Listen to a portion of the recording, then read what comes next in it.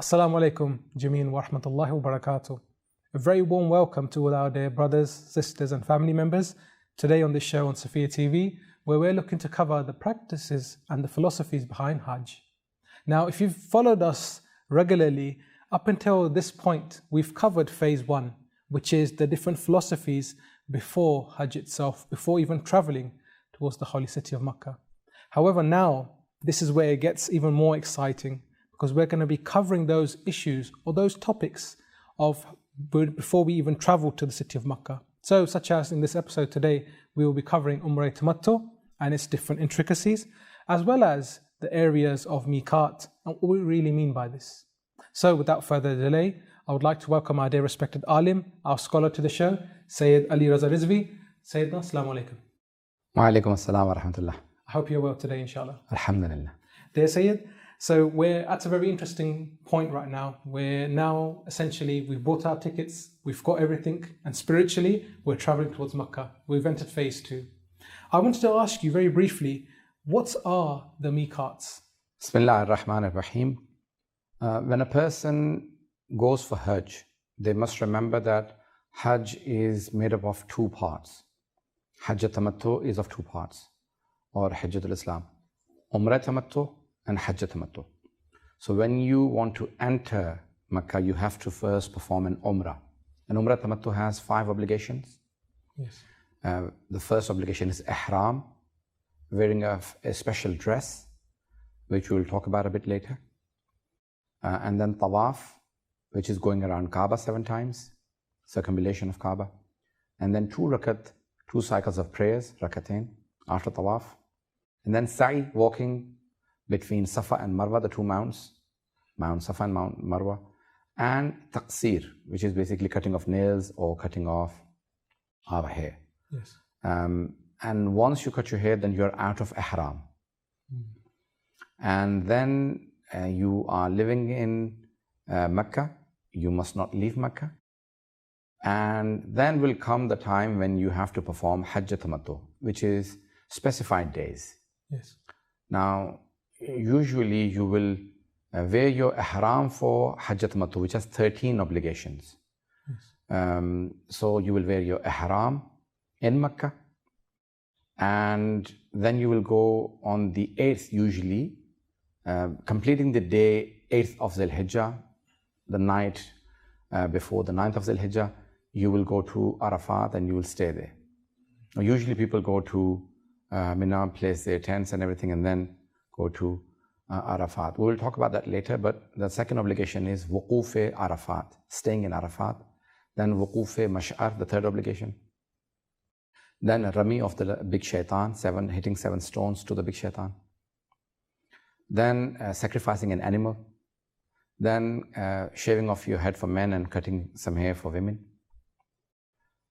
Then Tawaf is Ziyarat, Tawaf of Khana Kaaba, then 2 rakat namaz of Tawaf, then Sa'i, walking between Safa and Marwa again, and then Tawaf al-Nisa for both men and women, and 2 rakat namaz for Tawaf al-Nisa, and then Mabid, basically, which is staying the night before the 11th and the night before the 12th, and if you can't leave before Maghrib, then also the night of 13th in Mina.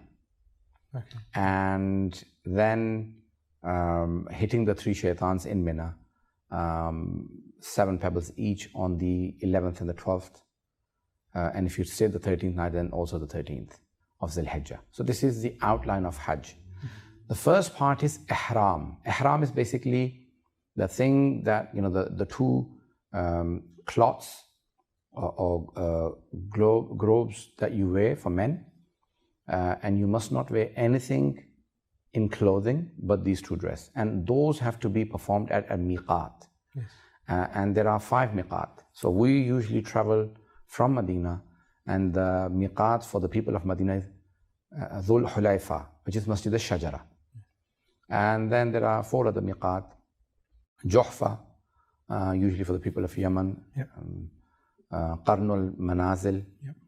Dhatul Irq, And Yalamlam. and Yalamlam. Yeah. So there are 5 Miqat altogether. Yes. You have to wear your ihram from one of these 5 locations Yes. to enter Makkah. And once you're in ihram, and then it has its own obligations. But miqat is a place where you wear ihram. Yes, yes. Thank you, Sayyidina, for that beautiful explanation. And for lay people like myself, miqats are like the borders, basically, you could say, the points where you can enter the city of Mecca. Why only these 5 areas? Why not, can't I put my ihram on somewhere else? Why does it have to be at the miqat? So it is the practice of the Holy Prophet, and it's a very clear outline that you have to wear your ihram at one of those 5 locations. And they have been specified. So it is 5, you can say, checkpoints from where you will be wearing those and then entering, not directly Haram. So basically Masjid al-Shajara is very close to Medina. Yes. So you've got probably another 500 kilometers to Mecca. Yes. From where you're going to be wearing ihram. But all the rules of ihram apply to you. Now, you may be able to wear ihram if you had another. Okay. If you made a vow that if I reach Jeddah airport without any trouble, then I will wear my ihram.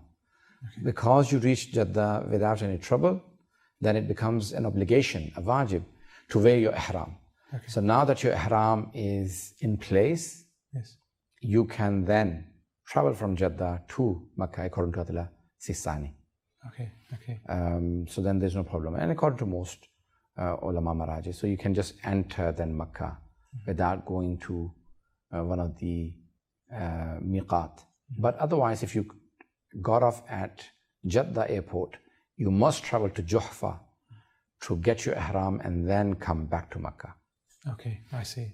I didn't know that, said now that another point where you have to, if you have another, then you can wear it anywhere. So say like, I've seen people in the plane changing into their ihram. Yes, if you made another, that if I got to the airport, safe and sound, then, or if I got to, I don't know, so-and-so airport, safe and sound, then I'll perform my ihram from there. Okay. And it's at that point where all those different muharramats, you could say, those things that you cannot apply to you. They apply. Okay, I see. Thank you, dear Sayyidina, for that very beautiful explanation. My next question follows on from this one, in the sense that if I live in London, for an example, and I get a direct flight to Mecca, can I put my ihram on, say, at Heathrow or whilst I'm in the air? When would be the best time? There isn't an airport in Mecca, so you would fly to Jeddah, but the current government will not allow you to go to a miqat. Yes. So you will not be allowed to go to Juhfa, and they will send you straight to Mecca. So you'll need to make another on the plane, or wear your ihram with a vow or another obligation. Yes. So your ihram is valid. Now, for your ihram to be valid, you have to make sure that you either have a vow or you wear your ihram at one of the 5 miqat that have been named. So it is extremely important that we make sure that our ihram is correct. Otherwise, the next actions will not be. Once you make the intention for ihram, then there are many things which become haram upon you. We will count them later and we will tell you and explain those to you when the time comes in the next session. But it is vital that a person makes it to miqat. Yes. There are mustahabbat there, for example, taking a bath. Yes. So at Masjid al-Shajara, there are probably 2,000 shower sources that you can use. Yes. Also to pray. So it is, some scholars say wajib, but Atul Sistani does not. Most of the Marathi say it's not wajib.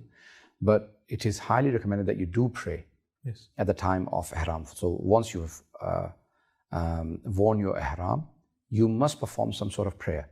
So usually we delay Maghrib and Isha and then we do it at night. Yes. And then we do Maghrib and Isha after wearing our ihram.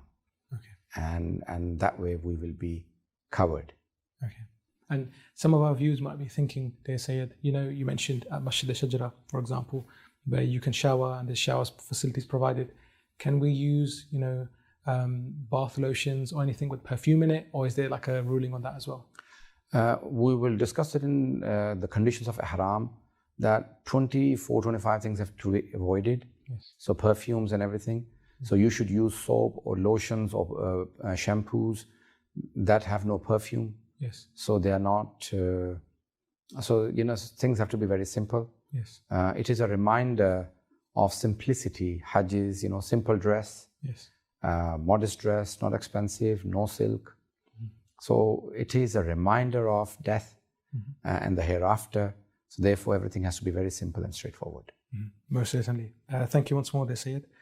Dear Syed, the next question we have, or discussion you could say that follows from this is, what happens if a person forgets to do the ihram at the Miqat or doesn't say the talbiyah properly? That which solemnizes, you could say, the ihram. What happens in that case? Certain things are obligations. And if something invalidates your ihram is an essential part of Hajj. And if you are missing out any of the arkan of Hajj, arkan are rukn or the pillars of Hajj, then unfortunately, if you miss out any of the major parts or invalidates any of your major parts of Hajj, you may have to re-perform your Hajj the following year.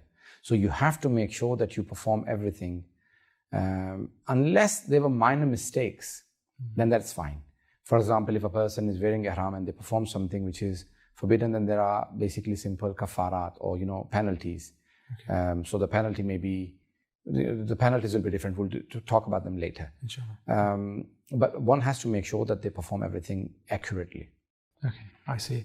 And can't it be, for example, I know the Miqats are all very far away. We mentioned, like, for example, Masjid al-Shajara is quite some hundreds of thousands, you could say, kilometers almost from Makkah itself. Yes, about 500 kilometers. 500 kilometers. But what if, like, a person forgets to do the talbiyah, as an example? They think they have, but they forgot and they realize later on. Can't they ask the coach to go back and then do it and then go? No, they will just say it when they remember. Okay. And just on this point then, again, say that, what is this talbiyah that, formalizes the ihram itself? So at Miqat, once you have cleaned yourself, you have to have pure body, you have to clean yourself, clean ihram. And once you wear ihram with the intention that this is for Umrah Tamattu, which is for Hajjatul Islam, for the Wajib Hajj, then you have to, once you've made the intention, you are wearing your ihram, you start talbiyah. And you say, Labbaik, Allahumma Labbaik, Labbaik, La Sharika Laka Labbaik, Innal Hamda wa Ni'mata Laka wal Mulk, La Sharika Laka Labbaik. So these are basically saying to Allah that you called us for Hajj and we are here. We are at your service. We are at your door, we have come to your house. So this is basically what is talbiyah. So it is to prepare, wear your ihram and call on to God to accept you. And it is very important that you do it sincerely, with pure intentions, and you cry and say, oh Allah, accept me. Yes, certainly. Thank you, dear Sayyidina, once more. I'm very sorry, Sayyidina, but that brings us to the end of the show for today. Thank you once more for your knowledge and your helpful guidance. So, dear viewers, thank you also for tuning in today. We hope that was very helpful. Please, like I mentioned earlier on, stay tuned. This is where the matter starts getting more into depth because we are now arriving into Makkah per se. So in the next episode, inshallah, we are going to look at the ihram specifically. So the obligations, the conditions for the ihram, and some of its specifications. So do tune in, inshallah. From here, from us at Safir TV, please remember us in your du'as. Until next time, Assalamu alaikum wa rahmatullahi wa barakatuh.